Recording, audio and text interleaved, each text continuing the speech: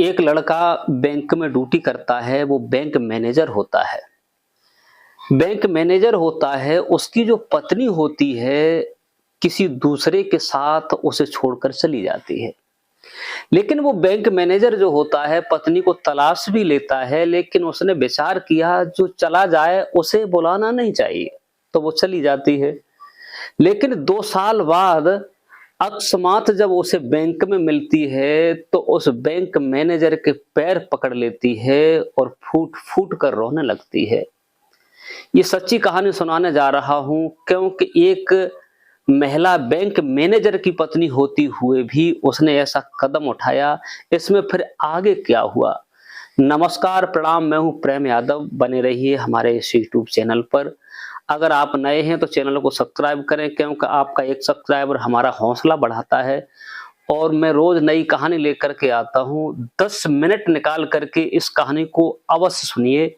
आपको पता चलेगा कि औरत क्या होती है और मनुष्य क्या होता है। तो ज्यादा समय न लेते हुए आगे रुख करते हैं। ये लखनऊ का वाकया है कि एक लड़का जिसका नाम होता है रवि, ये अपने घर से नौकरी के लिए जाता है तो इसकी सरकारी नौकरी बैंक में लग जाती है। बैंक में जब इसकी नौकरी लग जाती है और ये ड्यूटी करता है, ड्यूटी करने के बाद 1 साल बाद जब घर पे जाता है, तो उसके माता-पिता जो होते हैं कहते हैं, बेटा अब आप शादी लायक हो गए हो, आपकी जॉब भी लग चुकी है, क्या आप शादी नहीं करोगे? तुमने कोई लड़की पसंद की है क्या? तो वो रवि होता है अपने माता-पिता से कहता है कि नहीं, आपकी जो इच्छा है जैसे आप करेंगे, आपसे बढ़ के नहीं। आपने हमें पाला, पड़ोसा, बढ़ाया, बड़ा किया, नौकरी दिलवाई, आपके बगैर मर्जी के हम नहीं कर सकते। तो माता-पिता का सीना चौड़ा होता है और कहते हैं, बेटा आप शादी योग्य हो, तो उसकी शादी के लिए तैयारी करते हैं और उसकी शादी भी करवा दी जाती है। रवि की शादी हो जाती है, उसकी पत्नी का नाम होता है, जो लड़की सुशील थी, लेकिन उसका नाम होता है रीमा। रीमा जब घर पे आती है तो 10, 15, 20 दिन रवि घर पर रुकता है, फिर अपनी जॉब पर ड्यूटी पर चला जाता है। ड्यूटी पर जब चला जाता है, जाने के बाद 2-3 महीना बाद जब वापस आता है, तो उसके माता-पिता रवि के कहते हैं, बेटा आप वहाँ अकेले रहते हो, पूरे दिन ड्यूटी करते हो, थकान हो जाती है, ऐसा करो अपनी पत्नी रीमा को साथ लिए जाओ ताकि आपके खाना-पीना की व्यवस्था, कपड़े-लत्ते, साफ-सफाई, आप अकेले हैं, तो आप आराम से वहाँ बने रहेंगे। रवि कहता है, हाँ, अगर ऐसी बात है तो रीमा साथ चली जाएगी तो थोड़ा हमें भी आराम मिल जाया करेगा और खाना-पीना बना मिलेगा। ठीक है। 2-4 दिन रुकता है, रुकने के बाद अपनी पत्नी रीमा को साथ लाता है और लखनऊ आ जाता है। एक छोटा-सा रूम होता है जिसमें किचन होता है, बाथरूम होता है, पति-पत्नी 2 ही रहते हैं। रवि जो होता है रोजाना ड्यूटी जाता है दोस्तों, जाने के बाद उसकी पत्नी जो होती है पहले बिल्कुल ठीक थी, कोई मतलब किसी से नहीं था। रवि कहता है, ऐसा करो पर आस पड़ोस में किसी महिलाओं के पास बैठ लिया करो, आपका दिन कैसे कटता है? तो रीमा कहती है, नहीं, थोड़ा टीवी चला लेती हूँ, मोबाइल देख लेती हूँ, कपड़े लत्ते धुलती हूँ, खाना पीना में समय निकल जाता है, मुझे किसी की आवश्यकता नहीं है। लेकिन ऐसी बातें करते हुए समय जब गुजरता था, लेकिन वो पीने के लिए दूध जो थैली का आता है, पॉलीथीन में पैक आता है, वो लेते थे। तो उन्होंने सोचा रवि ने कि अगर ऐसा है तो ऐसा किया जाए कि दूधिया जो दूध लेकर आते हैं और उनसे दूध लिया जाए तो दूध भैंस का अच्छा मिलेगा। तो एक दूधिया जो होता है जिसका नाम होता है रोशन, रोशन जो होता है वो बाइक से दूध बांटा करता था। एक दिन मैनेजर ने उसे बुला लिया और कहा, आप हमें रोजाना 1 लीटर दूध दे दिया करो ताकि हमारी व्यवस्था हो जाया करे और रोजाना हमारे घर पर दूध दे दिया करो। इतनी कहने के बाद वो तो अपनी बैंक चले जाते हैं और उधर जो रोशन होता है वो रोजाना दूध देने के लिए आता था। रोजाना दूध देने आता है, लेकिन जो उसकी पत्नी रीमा होती है और उस दूध वाले पर फिदा हो जाती है, उस पर मोहित हो जाती है, उसका फोन नंबर लेती है और रोशन से जो दूध वाला होता था उससे बातें भी करती थी। लेकिन इसके चलते कुछ कहानी बदल गई। जो रोशन पहले दूध देने आता था, उसके बाद में उसने विचार किया कि पूरी तरफ दूध बांटने के बाद लास्ट में और उस रीमा के घर दूध देने आता था, घंटे 2 घंटे बिताता था, बिताने के बाद तब वहां से निकलता था। दोस्तों, महीना 2 महीना हो जाते हैं, होने के बाद वहीं के एक बुजुर्ग होते हैं, कहते हैं कि बुजुर्गों को अनुभव अधिक होता है। तो एक बुजुर्ग होते हैं मोहल्ले पड़ोस के, उन्होंने देखा कि बैंक मैनेजर चले जाते हैं, इनकी पत्नी यहाँ रहती है और ये पत्नी दूध वाले को बुलाती है, वो 2-2 घंटे बैठती है, बातें करती है। क्या ये बात रवि को बताई जाए? यही सोच करके रवि जब शाम को ड्यूटी से आता है, ड्यूटी से जब आता है तो वो बाबा जो होते हैं रवि को बुला लेते हैं, बेटा आप काम करते हो, जॉब करते हो, अच्छी बात है, लेकिन ड्यूटी करने के साथ साथ थोड़ा घर पे भी ध्यान दे लिया करो। रवि पूछता है, बाबा कैसी बात कर रहे हो? बोले हाँ, कुछ पत्नी की तरफ भी ध्यान दे लिया करो। बोले क्यों? बोले बेटा बात एक है कि एक दूध वाला जो आता है वो घंटे 2 घंटे तुम्हारे घर बैठता है, बैठने के बाद तब यहां से जाता है, हमें कुछ दाल में काला लगता है, कुछ हमें संशय हो रहा है। जब बुजुर्ग कहते हैं तो रवि जो पढ़ा लिखा लड़का था वो समझ जाता है कि हाँ कुछ गड़बड़ है। बोले ठीक है, अगर ऐसी बात है तो आज ही मैं इसका परीक्षण करता हूं, जानकारी करता हूं।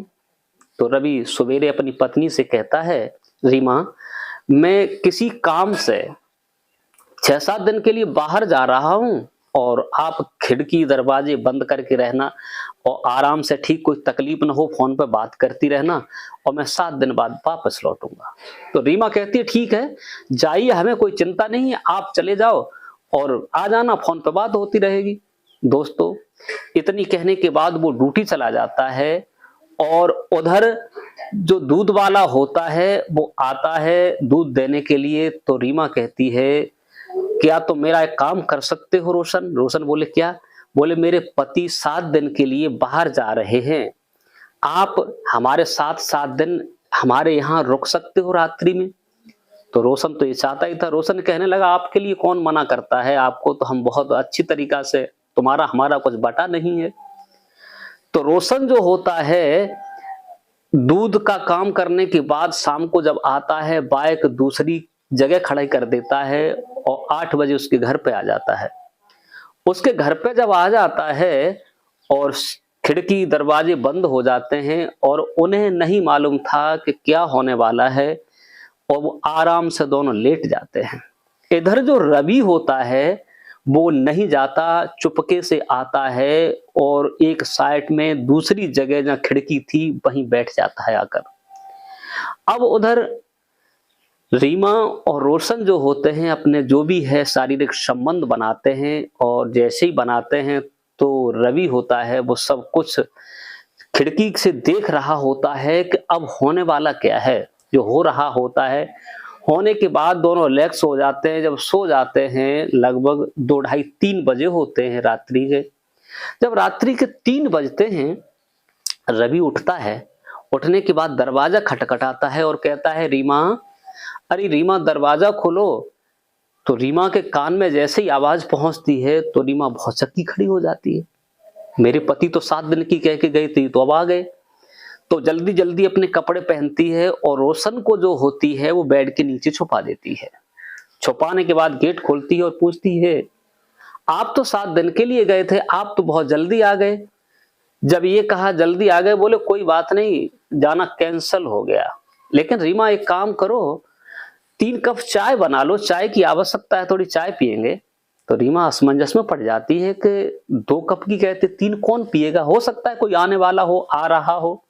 3 कप चाय बनकर के तैयार होती है। जैसे ही चाय आती है वैसे ही जो रवि होता है वो कहता है कि तीसरा शख्स जो है उसको आवाज लगाता है और आवाज लगाता है, कहता है, रोशन, अरे रोशन बाहर निकल करके आओ, चाय पी लो, आप थक गए होगे।